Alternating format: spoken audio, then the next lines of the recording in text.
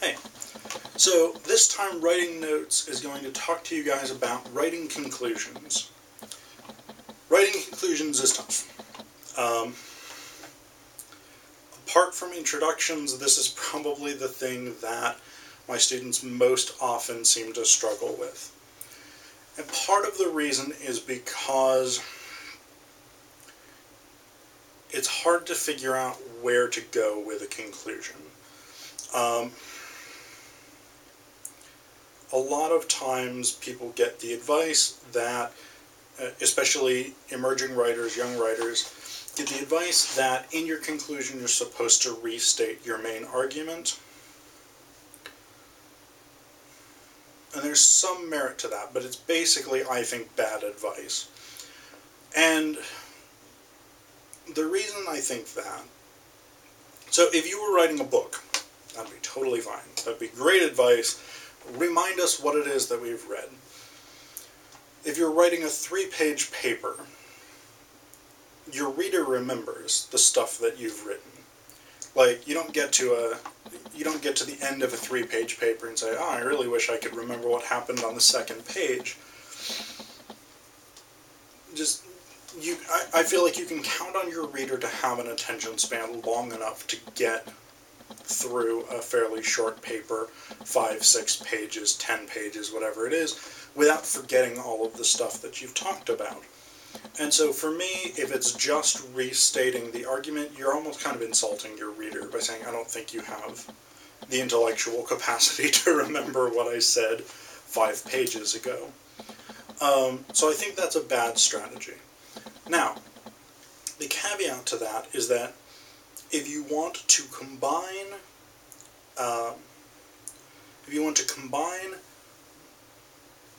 restating your argument, reflecting on your argument with other better conclusion strategies, that can work really well.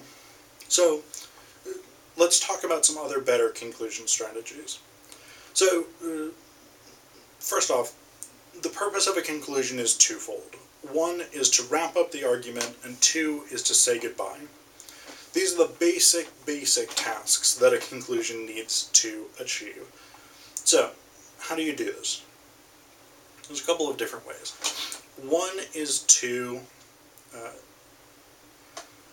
pull together any sort of loose threads of your argument. Anything that is not sort of fully talked through or thought through, any potential problems, any potential counter-arguments, any potential concerns outside the scope of the argument that you've made already. These may be the place to address this. You may contextualize your argument in a larger social, political, cultural, literary, religious, environmental, economical, whatever it is, context. You may put your paper in a larger context and say, here is how this argument that I have made fits in a larger framework. You may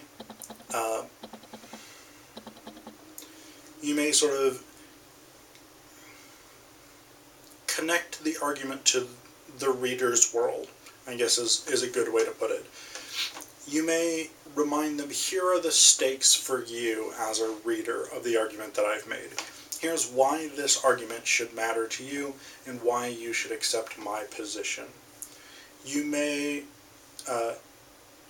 propose what we call a call to action, which would be where you encourage the reader to go out and do something, whether that's something sort of active, like go protest mountaintop removal sites or something like that, or whether this is more intellectual. I want you to think differently about religion, or whatever it is. I want you to think differently about the way that you view funding for education. So this would be a call to action. I want you to go and do something, change something, approach something differently. And these would be especially good techniques. Some things that you want to avoid, because there's bad conclusion techniques as well. Some things that you want to avoid would be what we call the kitchen sink conclusion, which we could also call data dumping. Basically, the kitchen sink conclusion is where you just say, here's all of the things that I didn't mention in my paper that might potentially connect to this idea. If it's just a catalog of stuff and you don't really need it to make the argument, leave it out. There's also the what we call the trick ending, which would be where you sort of say, and I think this sounds bizarre, but people do this, we sort of say, actually, here's a major problem with all of the things that I've said, and I don't really believe any of this, I just had to write this paper for this class, or whatever it is. There is the grand finale, which is where you save your most interesting or important or convincing piece of evidence for the last paragraph. And the problem with that, it's not inherently a bad strategy, except that by the time that your reader gets to the last paragraph, they've more or less made up their mind about your argument. So saving that most convincing piece for last is really a bad organization issue, more so than a bad conclusion strategy.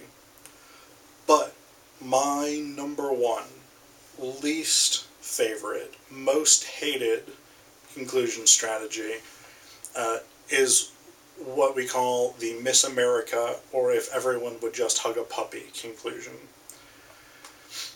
Basically, this conclusion posits an ideal world and says, if everything was just perfect, then there wouldn't be this problem. So,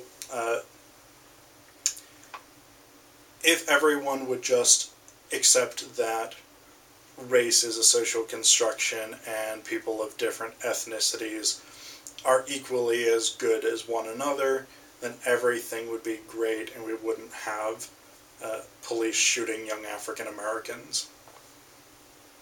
Fine, that's spectacular. If that thing happened, that would be great.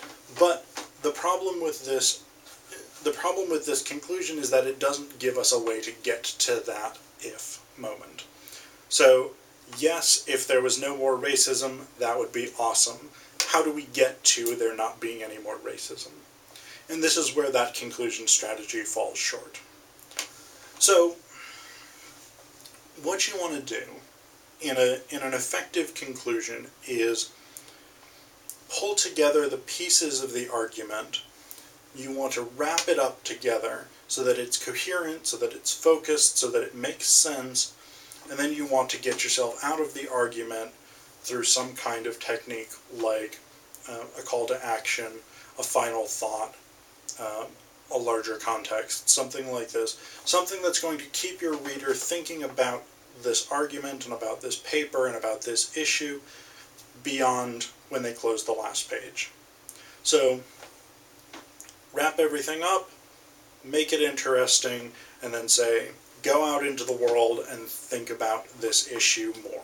Think about the argument that I've made and why it matters. And this is the conclusion of the video.